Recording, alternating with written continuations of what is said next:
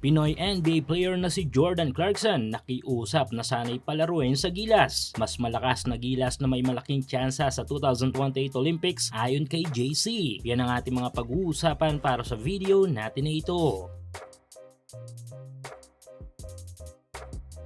Though di pinalad na makasungkit ng panalo sa ating huling dalawang laro kontra sa dalawang pinakamalakas na kupunan sa Asia na New Zealand at Australia, ay nananatili pa rin ang tsansa ng panalo para sa ating national team na Gilas Pilipinas. At sa pagkakataong ito ay hindi may tatanggi ang kalakasan na tangan ng ating national squad. Even nga ang ating mga opponent ay nararamdaman ito. At kung magiging kumpleto lang ang Gilas at samahan pa ng malalim na balasa sa mga players, ay tiyak ang panalo isa man sa Tall Blacks at Boomers. O kung suswertein ay dalawang panalo para sa mga ito. At ang good thing dito ay ang pananatiling positibo ng ating mismong head coach na si Coach Tim Cone, kung sana yung vision pa rin ito ay ang Olympics. Kaya naman sa loob ng halos 2 taon ay may mga bagay-bagay na mababago pa talaga sa ating lineup. Kung kaya't ang ating NBA player kababayan na si Jordan Clarkson, suportahan ang inyong paboritong team sa PBA, NBA at MPBL o kahit pa nga sa mga overseas league. Full details sa comment section. Ay nananatiling handa para sa posibleng call-up anytime kung sakali ng Pilipinas. Nito lang sa isang interview kay JC ay may matinding pakiusap ito para sa ating national team na Gilas Pilipinas. Ito ay ang palaruin sana siya sa 2028 Olympics kung sakaling makalusot ang Gilas. Though may Brownlee na tayo ngayon sa Gilas na legit hero player sa atin, ay di rin natin may tatanggi na kailangan natin ng isang Jordan Clarkson. Makikita nga yan sa mga figures na kanyang naikamada noong siya ay lumaro para sa ating national team. Even nga daw bilang naturalized player ay 100%